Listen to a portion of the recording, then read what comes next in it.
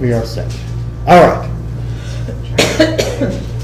Off and running. How's everyone doing this morning? Or I guess we're now technically into the afternoon. Very well. Good, good. So we are going to be looking at something that I hope will not scare everyone away. We're actually going to be looking a little bit at trope today, at the musical melodies, because there is something unique about this parasha of Vayeishev that doesn't come up very much in the Torah, and it's going to be the turning point for our discussion. Now, for those of you who are not musically gifted and who think, oh no, trope, that's all singing and all of that other stuff, I'll remind you that trope is simply an elaborate form of verbal grammar, of verbal punctuation. So you don't need to worry about exactly which notes are where. You just need to know which ones are making pauses, which ones are making connections, which ones are doing some emphasis work, and you'll be fine. Even for the tone deaf, trope is still something that can be handled. Okay? Good. I don't see anybody leaving, so we'll go ahead and proceed. So Vayeishev begins with the final settling of Yaakov. He's back. He's home again after all those years abroad. And it's time to settle down and move to the next generation. And of course, his next generation is quite large, right? That whole having 4 women making babies thing means that he has how many sons? 12. Thank you. Famously, he's got 12 sons, but one in particular is going to be the focus of the Torah between now and the end of the book of Bereshit. And that is, of course, the son, Joseph. Yosef, apart from Moses, and in some ways even more than Moses, Yosef is the longest continuing narrative of a particular character in the entire Torah. Okay, not the whole rest of the Bible. There are, other characters like David and Joshua and such, they get much longer. But as far as one particular character and his life, his development, and the narration around him, Yosef takes it by screen time. And that means he's going to be somebody that we'll be talking about for a few weeks. So we're going to start off with one of the major episodes in his life, which begins after he ends up in Egypt. How did he end up in Egypt? He was sold by his brother. Such brotherly love. So we have to remember that as we begin the tale, that he is not exactly in Egypt willingly. And as such, I'm going to ask you to turn to page 238, which is chapter 39 of the book of Genesis, of Bereshit.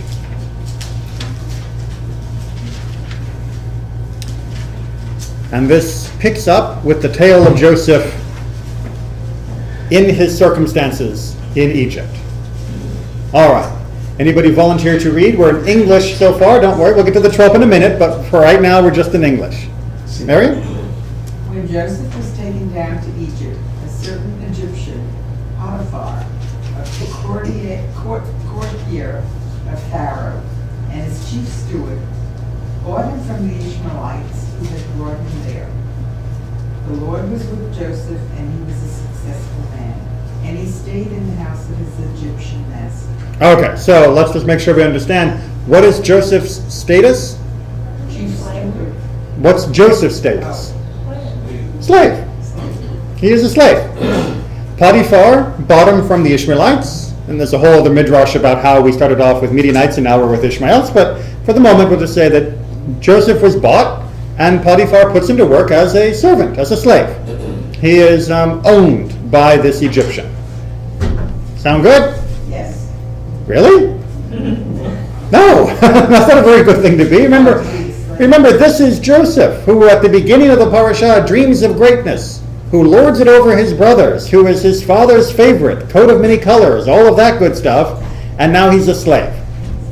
But there is something special with him, nonetheless, which is the Lord was with him. Now, we might think that a little bit incongruous. After all, we've just been told he has been made a slave.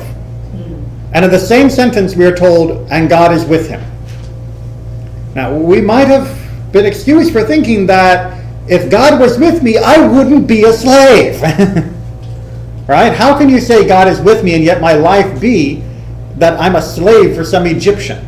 Far from my family, presumed dead by my father, mistreated by my brothers, not even the master of my own destiny here in this foreign country, and yet you have the audacity to say God is with me? And yet the narrative is going to lay out quite clearly that in many ways God is absolutely with him. So just as a little bit of an aside, sometimes when we look at difficulties in our life, that doesn't mean that God is absent, any more than God was absent during Joseph's ordeals. Okay, keep going. And when his master saw the Lord was with him, and that the Lord lent success to everything he undertook, he took a liking to Joseph. Smart man. He made him his personal attendant and put him in charge of his household, placing in his hands all that he owned. And from the time that the Egyptian put him in charge of his household and all that he owned, the Lord blessed his house for Joseph's sake, so that the blessing of the Lord was upon everything that he owned in the house and outside. Okay, so local boy makes good. Well, foreign boy makes good in this context, but he's still a slave. He's the chief slave. He's the head of the household, the master, so to speak, of everything else in the house, but he is still owned. Potiphar still possesses Joseph as a product, as an object. But nevertheless, thanks to Joseph and through Joseph, God blesses the entire household of Potiphar. Potiphar gets quite wealthy in the process. All right, we understand the situation? Keep going. He left all that he had in Joseph's hands, and with him there he paid attention to nothing save the food that he ate. Now Joseph was well built and handsome. Okay, that's an important aside for what's going to happen in the next few sentences. But I want to draw attention to a fact of something that's developing here in Joseph's life. Now, again, because of time, we didn't have a chance to study all of Vayeishev together, but hopefully you've had a chance to read it. If not this year, you still have a few days left in the week when you can finish it, but hopefully in times past. This is the second rise of Joseph, right? The second rise to success. What was his first? Being born, right? He was his father's favorite. Joseph's status in life went up as his dad's favorite, right? This is when it was from dad. He went up, and what happened to that success? Crash, right? And that's where he is sold. And now we're going up again, right? This time as on behalf of Potiphar's advancement, and thanks to God's blessings, he is rising again. And what's going to happen? Crash, right? Which is going to be the, well, I'm trying to think of the broken heart. We'll delicately put it for that for the moment, as a broken heart. I'm not entirely sure that this is what you might call a purely romantic interest, but we'll deal with that another time. And what's going to happen after his jail sentence for what comes? And he'll come back up again, this time as under the Pharaoh of Egypt. And that is ultimately going to keep going, right? So the story of Joseph is literally very elegantly constructed. It is his rise and fall, his thrice rise and double fall over and over again. So this character goes through many, many different phases of his life. Make sense? Yes. Questions, comments? Okay, that pattern is going to be important in just a second. Okay, so let's keep reading. Now that we know that he's so handsome. After a time, his master's wife cast her eyes upon Joseph and said, "Lie with me." But he refused. He said to his master's wife, "Look with me here. My master gives no thought to anything in this house, and all that he owns he has placed in my hands. He wields no more authority in this house than I, and he has withheld nothing from me except yourself, since you are his wife. How then could I do this most wicked thing and sin before God?" And much as she coaxed Joseph day after day, he did not yield to her request to lie beside him, to be with her. Okay, so what does she want? Joseph? him. And why is that a problem? He says no. Well, it's a problem for her because he says no, but why in general would that be a problem? She's married to the guy who's his boss. Okay, so well, there's two sides to that. So we need to make sure we understand this. What is the transgression that Joseph seems to be worried about here? She's the wife of. Okay, so the first one, we'll sort of thought this in along here. The first issue is adultery. She's married, right? If she's married, she's off limits to anyone else. So that in and of itself would be a reason not to be with her. Even if he was a free man, even if he didn't know Potiphar from Adam, he still should not be with Mrs. Potiphar. However, he adds in a second reason not to do it. That's his boss. It's his boss. Which is, he seemed to be discussing that as a question of job security. If I do something that my boss doesn't like, he'll fire me. No. He Loyalty, respect, exactly. He confidence everything on his saying. Exactly. He's given me everything. He's given me every trust. If I were to do this, it would be a betrayal. I would be breaking my trust with him. So Joseph seems to have two arguments for why he won't be with her. One of them is, even if I didn't know your husband, and even if I didn't work for him, and even if your husband didn't trust me, I still wouldn't, because that would be adultery. And because I know him, and because he trusts me, and because he's given me free run of everything in the house and brought me up to this position that we're talking about here, it would be an ultimate betrayal of him for me to actually do what you're asking. Make sense? Two excellent answers to the question of why he won't be with her. Make sense? Okay, we're going to talk about why he needed answers in a minute, but I want to make sure that we understand that he is trying to come up with answers of why not to. All right, let's go ahead then and continue with the drama. One such day, he came into the house to do work.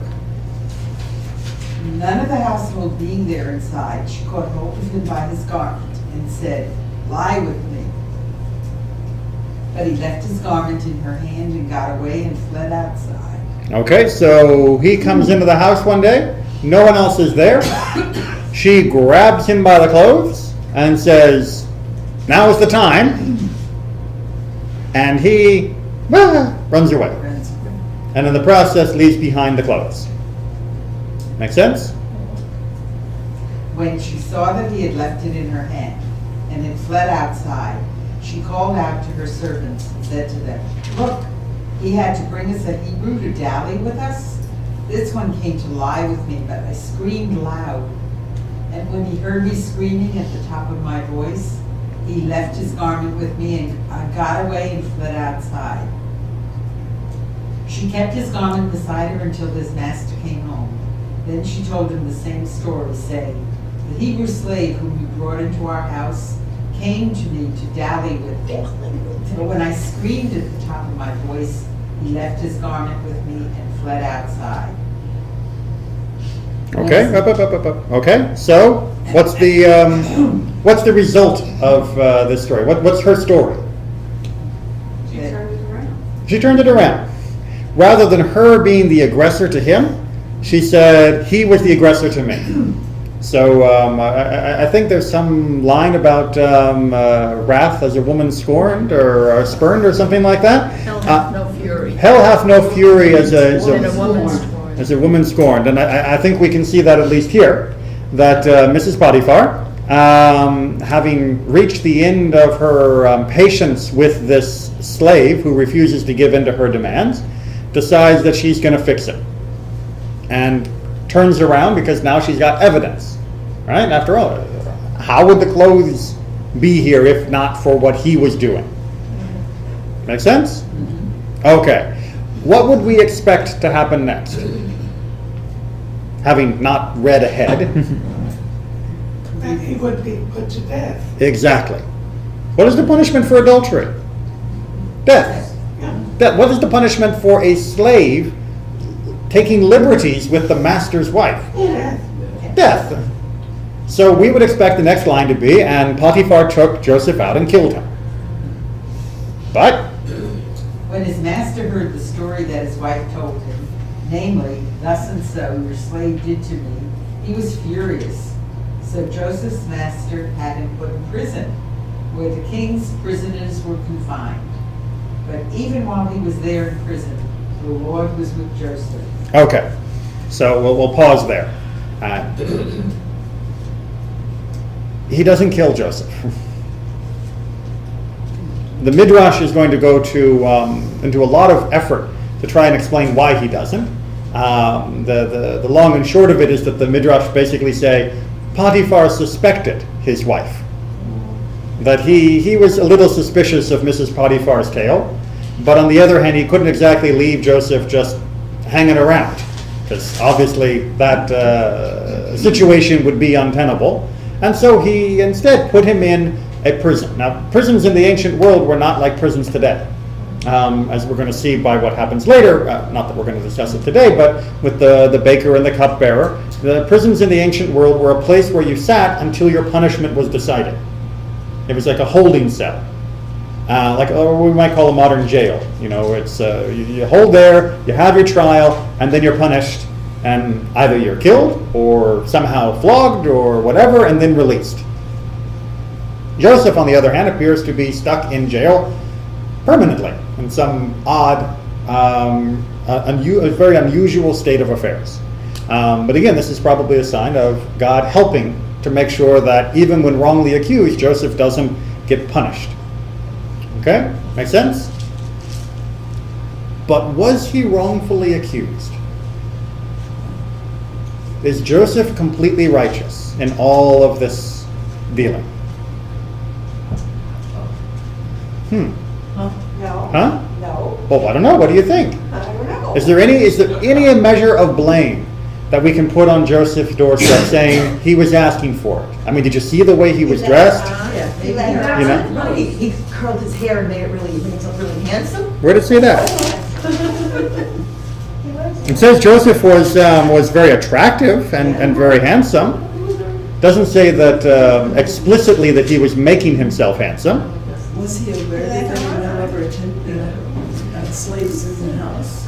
Did he know whether there were other people in the house? Maybe her being home alone with him, maybe that should have been a good day for him to go to the market rather than sticking around. Maybe. Are we stretching here to blame the victim? Yes. Maybe? Yeah. Maybe. Well, let's take a He look. may have had work to do in the house. He may have had work to do. You know, he's got a lot of responsibilities being the chief. He's got to do a lot of things. And, you know, what's he going to do? Avoid the master's wife all the time? I mean, she lives there. That's kind of inevitable that they're going to... It says one day he came to the house to do his work. Mhm. Yeah, he had work to do. He had work to do. Being there inside. Yeah. There was nobody else around. They said, no, none of the household being there, it was being there inside. She thought, so she really came on. Oh, she's definitely the aggressor. The question is whether he was at all wavering in his resolve to avoid her advances. And if we take a look on page 239, this is the verse 8. And if you look in the Hebrew, the very first word of verse 8 is Vayeishev. And Vayeishev means that he refused. But right above Vayeishev is this wonderful little trope called the... Any trope masters here today? Shalshelet. Shalshelet, exactly. Shalshelet. And Shalshelet, this trope, shows up 4 times in the entire Torah. That's it. That's it. 4 times in the whole Torah do you actually chant Shalshelet. Well, what does Shalshelet sound like? Anyone want to give us a rendition? What's that? No, she got it. Hold on a second. We actually have someone who's practicing this for this weekend's reading. Oh, go for it.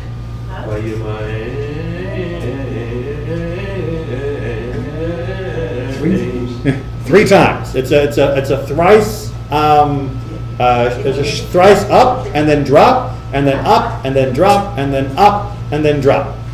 Sound familiar? Yes. Okay, so it's actually a little more of a coincidence, but it does happen to perfectly mimic Joseph's life. So what other times is it done that way? What other time does it show up? That's what the top of the handout is. Okay, the first 3 paragraphs are the 3 other times that this appears. And it also, it's tremulous, it shows indecision. Well, it sounds indecisive, but the question is, does it match places in the text where indecision is happening? Because we might be very easy to say, well, look, and he refused her, meaning, yeah, I don't want to be with you, which is not exactly like saying no. Well, he might be saying, I don't want to make you mad either, because if you get mad, what you do to me. Indeed. And there are commentators that say the shalshelet here is for emphasis, for the emphatic no, that this is him being clear and loud and making it completely unequivocal. However, there is another body of midrashim, another body of commentaries that take a different look by saying, look at the other 3 cases of shalshelet in the Bible, in the Torah. It comes out in other places in the Bible as well, but in the Torah it seems to have a pattern, which is of perhaps hesitation. So the first example here is taken from the story of Lot, that Lot is still lingering despite the warning to get out of the town, and it's on that word that he lingered, that he hesitates, that we get the shalshelet. And the commentators say that's showing that he was unwilling to leave. And specifically they argue that it shows that he was unwilling to leave behind all of his property. Because after all, he was leaving Sodom with nothing but himself and his family. So everything he owned, which remember was the whole reason he had to leave Abraham and go live somewhere else in the first place. If you remember back to that whole argument between him and Abraham about you go right and I'll go left, you go north, I'll go south. The whole point was there was too much property for them to both get along together with. So he took his and went down into Sodom and Gomorrah, which wasn't exactly one of Abraham's options, but anyway, that's where he went. And now he's being forced to leave all of that behind. So we might understand why he's a little hesitant to leave all his stuff. And the might give a little bit of more emotional emphasis to that. Plausible? Okay. Second case. The second case is the servant of Abraham that is sent to find a wife for Yitzchak, for Isaac. And it's right at the passage where he begins to make a prayer to God to send him a sign about a girl who will do extra duty at the well. Remembering the story a little bit here? Why would there be any hesitation here? I mean, it's just a nice emphasis of he's asking for a miracle, right? God, please show me a sign of who he's supposed to marry. Maybe Eliezer thought he was Abraham's heir. Maybe Eliezer thought he was Abraham's heir, or indeed the Midrash even argue, and he was, kind of hoping secretly that maybe his daughter and Isaac could get together. And the Midrash argues that he was hesitant here because he wasn't wholehearted in hoping that he'd find success. And in fact, the impossible task that he sets of the whole trial by well kind of is like, if God really wants me to become a rabbi, then I want to see a black flamingo fly through my back door. Are you really giving God a fair test? Or are you setting conditions that you know will not be met in order that you can say, well, I tried. And if God had wanted it to happen, it would have, but he didn't, so it didn't, so I'm off the hook. And so they argue that he begins this petition to God with mixed emotions and is deliberately stacking the odds against the success of his mission, hoping somewhat secretly that he'll fail and therefore be able to go back and either he'll be the heir or maybe his daughter will marry Isaac and then all of Abraham's stuff will come to him. Plausible? Not the only way to read the story, but certainly plausible. And the third case is dealing with the inauguration of the Kohanim, of appointing Aaron and his sons to become the Kohanim. And who does the appointing? Moses. No? We need hesitation here? I mean, what happier moment could there be than seeing your brother become the new Kohen Gadol? See yourself become it? Seeing yourself become it. Precisely. Did you ever wonder why didn't God just make Moses the Kohen Gadol? He had another job. I mean, what did Aaron do to deserve it? I mean, consistently, Aaron is not exactly the strongest of characters. Why make him the Kohen Gadol? Who speaks well. He speaks well. You need to be able to talk well to split the throat of animals. I mean, how many speeches do you make? Moses is the guy who makes speeches all the time. I kind of like it because it separates the state from the religion, because Moses is doing all this judging and governing, and you take the religion and put it someplace else, and it's... So you sort of have the ritual and political powers being separated. Yeah. Well, which could make perfect sense. Does to me. But would you enjoy seeing your brother take that role? Especially knowing what we know about the Bible, especially in Parashat Vayeishev, about how brothers get along, That's right. or don't. Cain and Abel come to mind. All the way through, in fact, until the end of Bereshit. We don't get brothers that work well together. And there are those that argue that Moses was not entirely thrilled at having to give up the role of being the high priest. Because remember, until this point, Moses is the de facto high priest. After all, he is doing the slaughtering. He is doing the sacrifices right now. And after this, he won't be able to.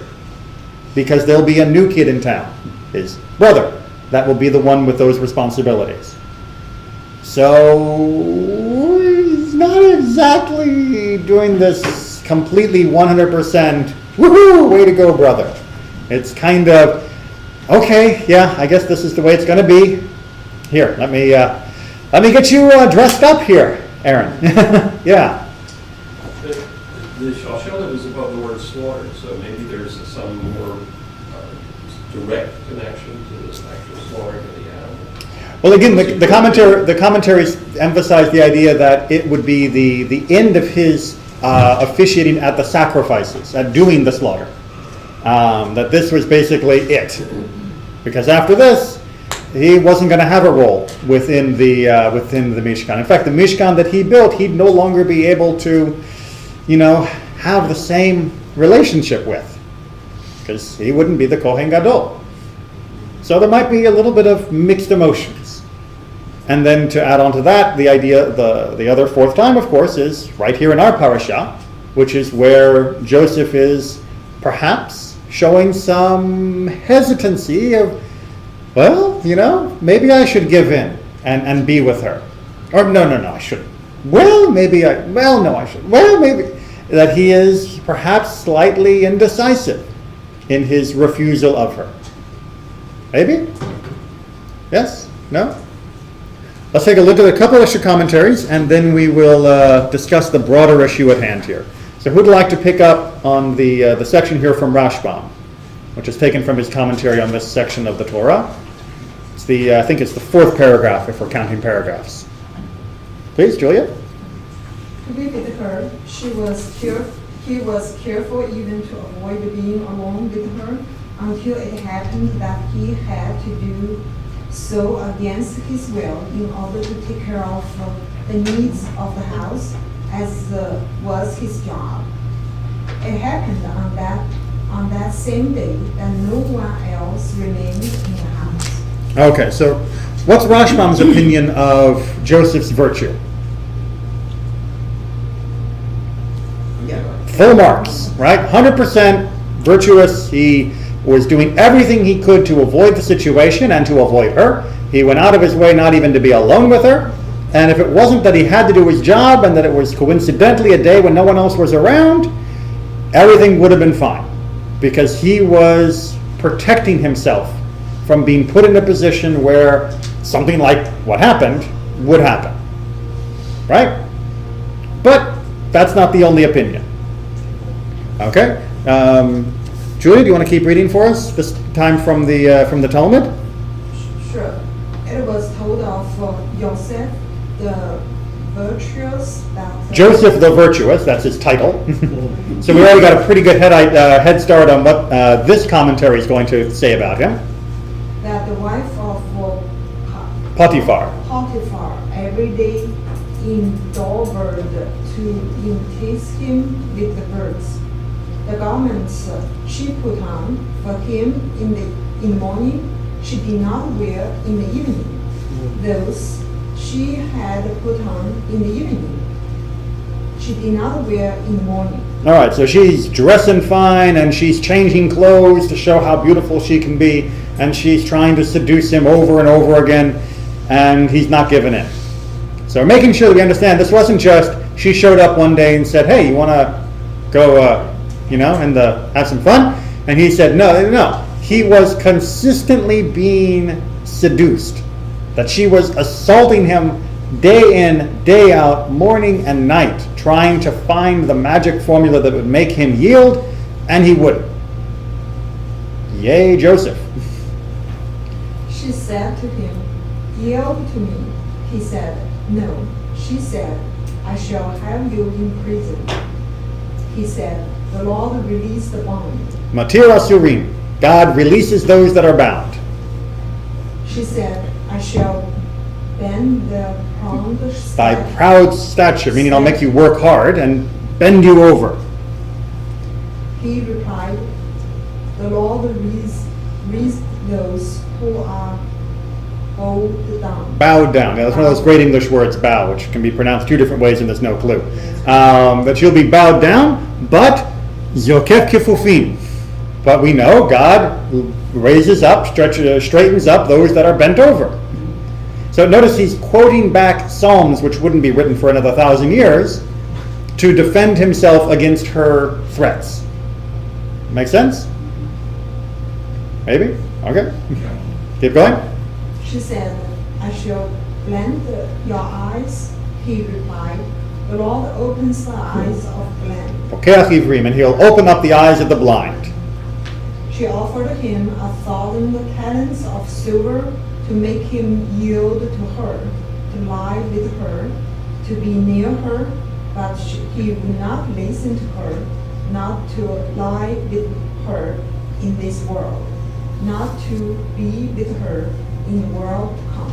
Okay, so at the very end, you might have noticed in her petitions to him, she asked, that he lie with her to be with her, and the commentary is picking up on that doubling of the language, and they're saying not only wouldn't he sleep with her, he wouldn't even just lie down in the bed with her, not even touching, just be near her, no, because he wouldn't be with her sexually in this world, so that he wouldn't be with her, meaning in condemnation, in the world to come. Make sense? Full marks, 100%, virtuous Yosef. Right? Maybe? Sounds what? Sounds good to me. Sounds good to me. Does it sound believable? Does it sound believable? I mean, No. But no? good. Well, I mean, what makes this perhaps a less than believable description of the character? Probably he hesitates. Well, we might think that he hesitates, but why? What other clues about him would make us think that maybe he wasn't exactly the saint that is being described here? Basically because he was a slave. In other words, if he's in that position of being a slave because he must have done something. So at the very least, we know that he's in a vulnerable social position. Being a slave, he can't exactly just answer his mistress like this, the wife of the master, as so categorically of, no, I am upstanding and righteous and you can't bend me to your will. Well, actually, when she tells him to go clean the camels, she can do that. I mean, he is still a slave. So there would naturally, by social status alone, be some reason for him to find perhaps less confrontational responses to her advances. Joseph was very wise, and she's been trying to lie with him many times before. And can we think that he knew that she was lying about pretending to be sick? Why he don't make an effort to be out of the house? We haven't found out about her pretending to be sick yet. So hold on to that. That's a midrash, which we're going to get to. Oh, okay. But let's take a question about Joseph's wisdom. Was Joseph what you would describe as a wise young man?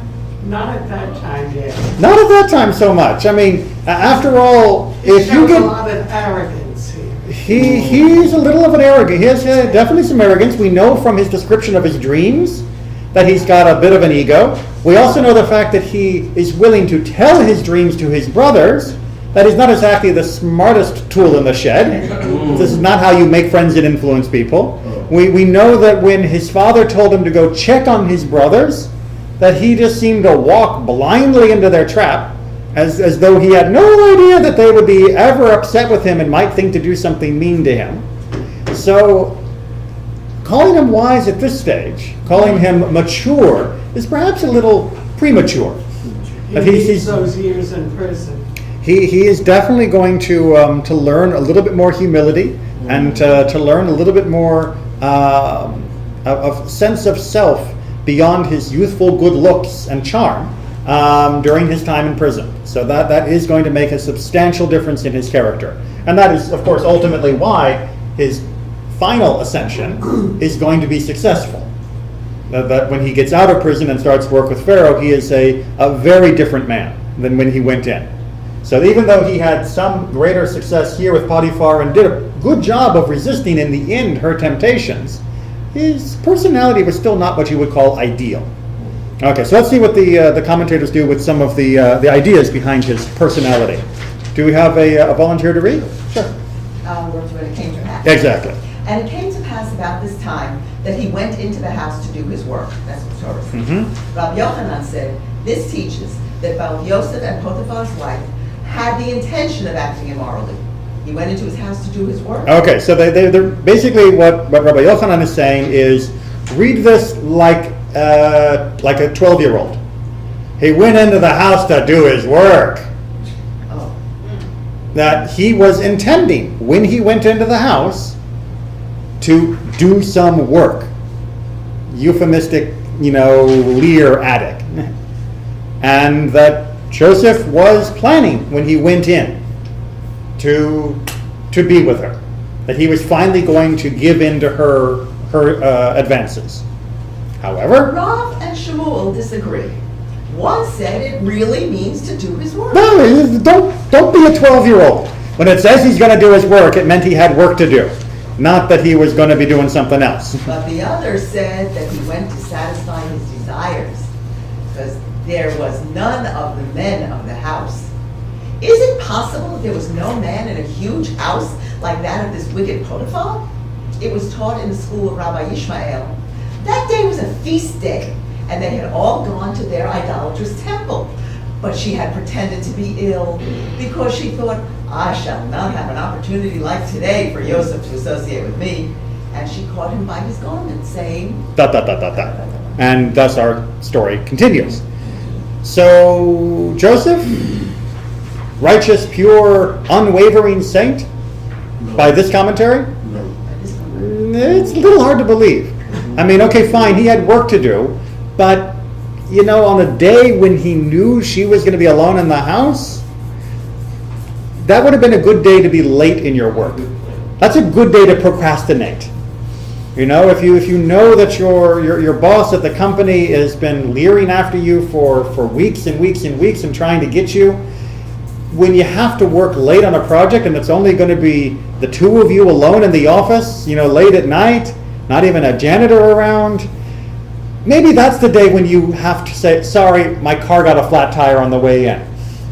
And just take the lumps rather than risk the situation that's going to happen. But Joseph doesn't. So maybe he was sort of willing to give in. And again, to emphasize his character, if you can continue, Harriet, with the next Midrash from Bereshit Rabbah. Sure. As soon as he saw himself a ruler, Meaning a ruler of Potiphar's household. he began to pamper himself with food and drink and curl his hair. Mm-hmm. Said the Holy One, blessed be he, your father mourns, yet you curl your hair? It's like, wait a minute. Okay, you're the chief slave now, and you're getting, this authority over the household, and you're using that authority to pamper yourself? and make yourself look handsome, which remember was that seemingly unnecessary comment about how beautiful he was. And they said that comment is there to show that he was attentive to his own beauty, when he should have, now that he has some authority in this household, done what? Send for his father. And Send said, him "Alive." right His father thinks home. he's dead. Right, his father thinks he's dead, that's right, right home. You finally get some authority. You finally are able to be number two. No one can question what you're doing in this household. Potiphar is not checking the messages that you're sending back and forth all over to the town and doing all the stuff that his household needs. Slip in a message to your dad and have it be sent back and let him know that you're still alive. Instead, the very next line after we hear about his rise to power is, and he was gorgeous. Well, that's a bit of a statement of character. Maybe? He just never knew how to handle favor until the third iteration. He never knew how to handle favor. And indeed, in the third time, one of the big differences is that he recognizes that his success isn't his own. And he says, my success is God's. And that is the ultimate reason why he doesn't fall off that last time. He's actually maybe 18 years old or so, a good-looking 18-year-old, something like that. It's somewhere around in there. Maybe we're over-expecting. Well, and that's I think so. and that's the thing, because after all, why do people transgress? I mean, why would someone commit adultery or betrayal? Because the adolescent brain isn't fully formed. Well, that's a secondary level. But what's the primary? I think the proud of themselves want to draw attention. It's still human beings' birth defect. It makes you feel good. Okay, let's be basic here. You know, those desires, when acted upon, at least momentarily and at least physically, feel good. When you aggrandize yourself and your pride and your authority over others, there are good old endorphin releases that make you feel good. You know, the reason for our transgressions isn't because we are stupid. That's part of it, but that's not the main reason. The first and foremost is we want to because we recognize it feels good. Which is why from Pirkei Avot we have this very interesting quote that says, jealousy, lusting, and honor remove a person from the world. Which, interestingly enough, are the three things we see spread throughout the 4 episodes of Shalshelet. The 4 cases where we get this hesitation. That whether it be jealousy of who's going to take over Abraham's stuff, or whether it be jealousy about my own property that's being left behind when I have to flee Sodom, whether it be lusting like Joseph was subject to here, or whether it be a question of sharing honor like that happens between Moses and Aaron. These seem to be the cases where Shalshelet appears. These are cases where the yetzer harah seems to be having a powerful influence. What is the yetzer harah? But louder for the people at home. The evil inclination. The evil inclination. The evil inclination. What does that mean? Are we talking about the little devil on the shoulder? Going, go on, do it. What's that? Ourself. It's okay, little devil inside. Going, go on, do it. Yes? The good devil on the other side said, no. A good devil? Doesn't mean the good angel. I think it's unless cartoons have gotten me wrong.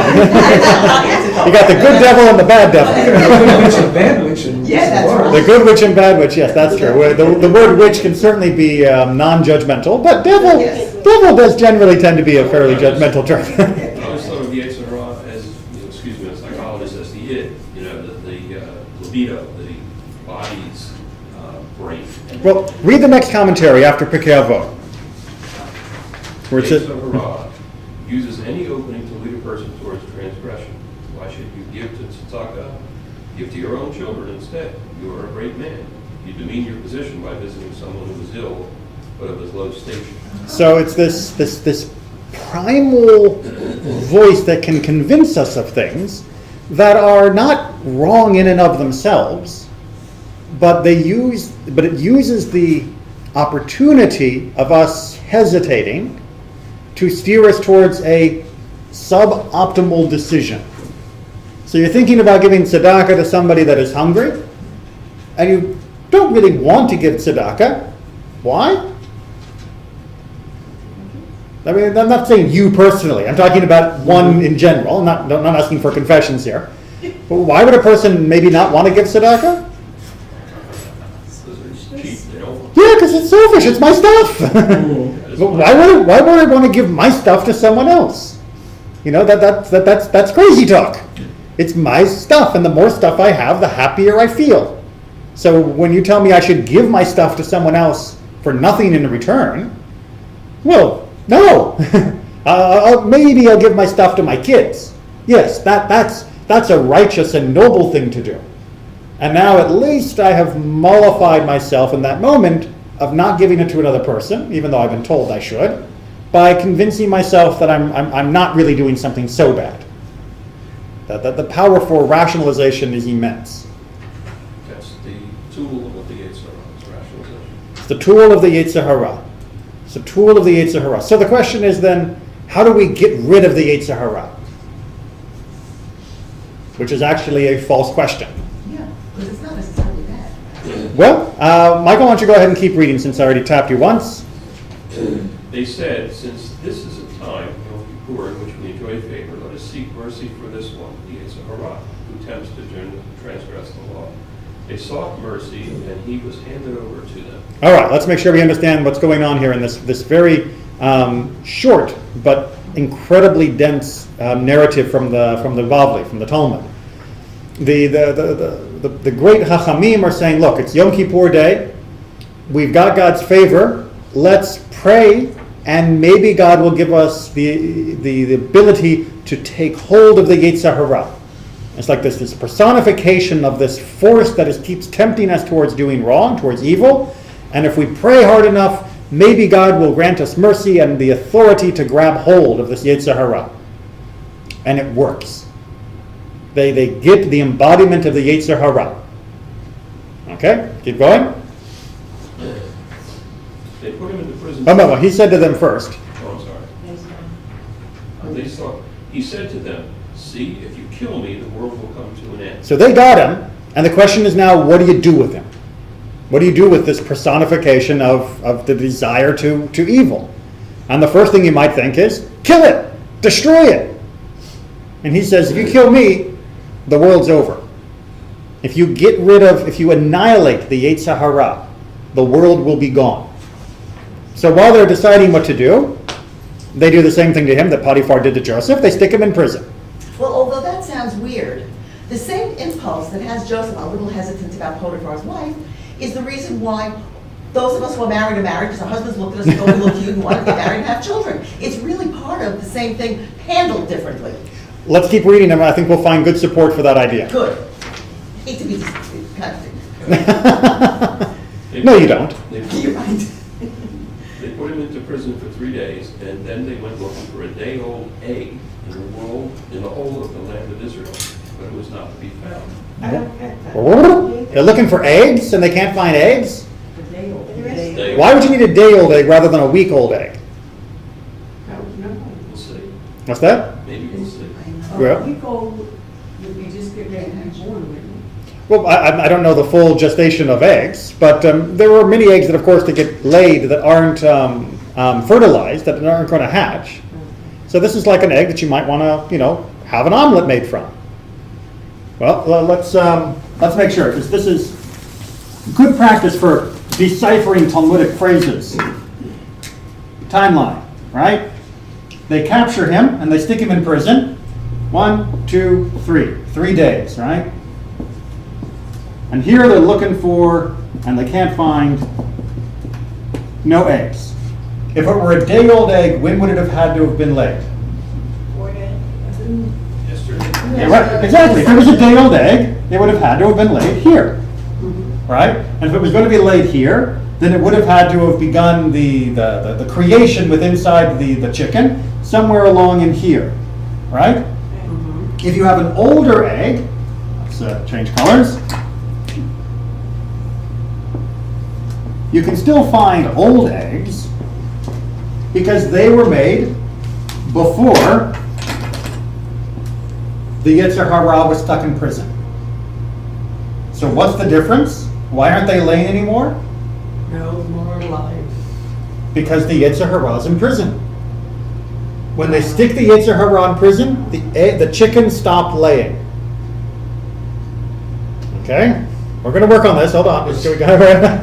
Okay? You stick the yetzer harah in prison. The rooster lost his yetzer harah. Well, we're going to see in general. It's not just the rooster, mind you. Remember, Judaism believes that the desire for sexuality is not just in the rooster, but also in the hen.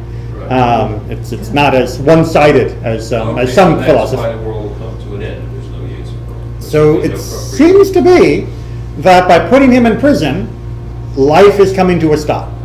And as symbolized by, you couldn't even find an egg. Which we might be forgiven for most of us thinking that an egg is simply a container for food. But an egg is actually a symbol of the continual sexual reproduction of life.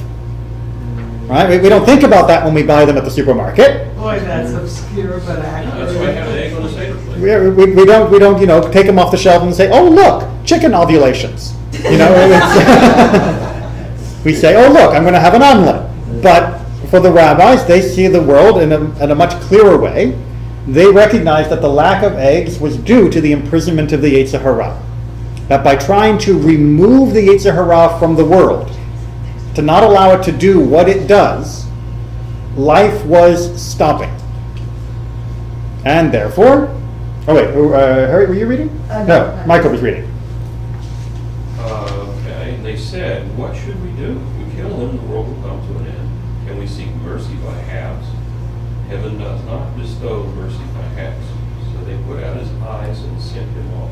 Okay, so they say, look, we want to get rid of him because we recognize that this yetzer harah continually trips us up and causes us to do things that we wouldn't if that wasn't that little voice saying, do it, do it, do it, or don't do it in the case of other mitzvot. We would just all be saints, right? So if we could just grab it and kill it and destroy it, we would all be perfect in our observance of God's will. But apparently, if we do that, then the world will come to an end. And if we ask for God to simply somehow cut him in half, well, it's kind of all or nothing. So instead, we'll poke out its eyes. Is there not also another dimension to this, that the yetzer harah provides for free will to make a choice? If no yetzer harah, then we'll end. So there's absolutely a much broader discussion about free will, that the yetzer harah is a necessary component. But we could argue, and this would be a much longer discussion, we could argue that a person would still have the ability to choose between different things and make wrong choices, even without being tempted by the yetzer harah. So you might still choose not to do good.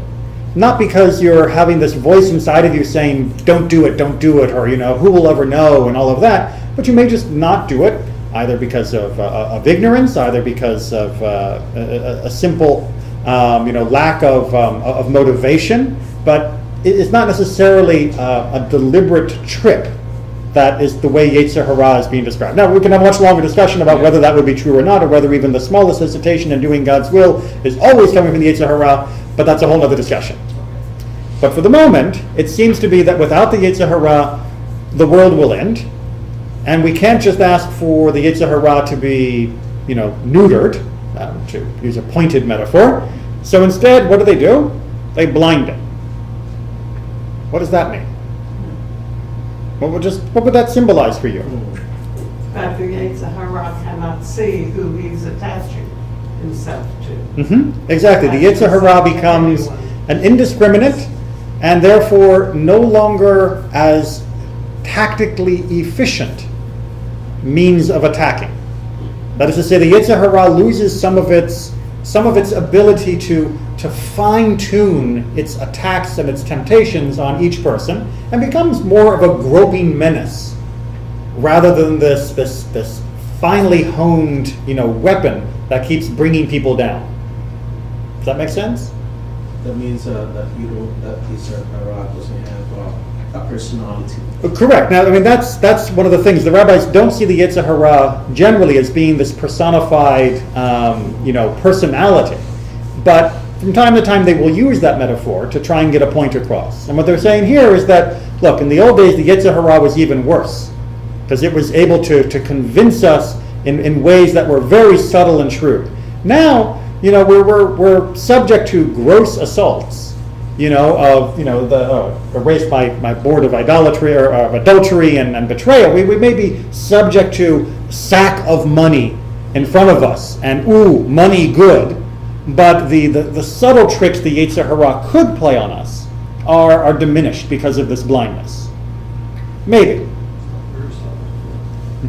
I just wanted to be sure we had time to get to the very last paragraph. We do. Because I don't get it. Please read it for us. And God saw everything that he had made, and behold, it was very good. From the book of Genesis, the very first chapter. This includes the yetzer hara, but can we say it is good? Now, how do you call the yetzer hara, the evil inclination, good? I mean, it's called evil for a reason, right? But for the yetzer hara, Oh, sorry, a man. yeah. Sorry. A man would not build a house, nor marry, nor have children, nor engage in business. Okay. Are those things evil Not in intent or nature? Not in and of themselves. No. But the same appetite that lays the seed for those endeavors, if left unchecked, if left unmastered, will lead to evil. So, for example, the passion that a person feels for a spouse. I believe it was Harriet that said, you look at a girl and you say, wow, she's cute. And that's the person you end up marrying. That spark of passion that leads you to form a family, that spark of passion that leads you together, time after time and have children, that spark of greed or of desire that makes you want to work hard for your business or to have a comfortable place to live. All of those things are not in and of themselves bad. But if that becomes the primary driving force of your life, of lust and honor and greed, then that is the yetzer hara let loose. And that is the yetzer hara that will destroy you. So what the rabbis are admitting here in a very astute way is that you cannot completely destroy your desires. To do so is to destroy the world. And to think that God wants us to live without desires is wrong. God acknowledges that the yetzer hara, this desire, these appetites, have a good purpose when properly managed and controlled. So the yetzer hara can be a good thing. Yes. Because God made it and God saw it Exactly. and said it was good. Exactly. Yeah, depends So on it's- how you use it. So that's why it's Anything too extreme is bad. and that's why the phrase the evil inclination might be less helpful than the inclination towards evil. Meaning that the yetzer hara inclines us in ways that can become evil. And if we don't catch ourselves, they will be. And it's because of that we can go back and forgive Joseph a little bit from our understanding. The hesitancy that he shows is perfectly natural and not wrong in and of itself. Because after all, if he had no desires, if he had no lust for any woman, then, he and his family and life would have been gone. He had to have some of it, and where we should praise him and where we should look at him with respect is say, but he pulled back. And even if he wavered a few times, ultimately he retreated from doing the wrong thing without obliterating his desires, but also without giving in to them when inappropriate. And that's the mark of a righteous person, is being able to overcome the desires that would lead you to a transgression and being able to give in to the desires that will lead you to a mitzvah. Then we understand that the yetzer hara has a bad reputation, a bad name conferred. Well, you have to be on guard because unfortunately, as we already described, the yetzer hara can convince us, no, really, this time it's a good reason. You really should give in here. So we do have to be on guard. We can't simply say, oh, my desires are healthy, and assume that my desires are always healthy. So You have to be a balance. you have to be not just balanced, but you have to really be careful. Cautious. Really be careful, because it can very easily trick us and deceive us. And you know, we've all tricked ourselves at one point or another. Okay. And just convince ourselves, oh, I'm sure this is okay. No, it's yeah, I mean, nothing that feels this good could be wrong, right? And no, that's not the way that we measure. But we shouldn't, on the other hand, swing to say, and therefore I should never give in to my desires or appetites at all.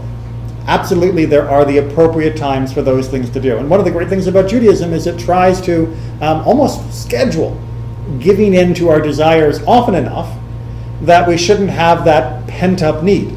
You know, the weekliness of Shabbat, the holidays that come all the time, the opportunities for feast and celebration together are there not just because life should be joyous, but because that helps take away the teeth of the yetzer harah. If we have good opportunities to be together and satisfy our desires, if we have good opportunities to celebrate with wine and meat and with food, if we have good opportunities to spend money on glad things, then the bad opportunities are a little bit less tempting. And that's one of the nice things about having a full Jewish life, is there's plenty of opportunities to indulge your desires in ways that are healthy. I hope. Okay, thank you very much. Hope to see everybody on Shabbat. Yes? Thank you. Take care. I'm not sure.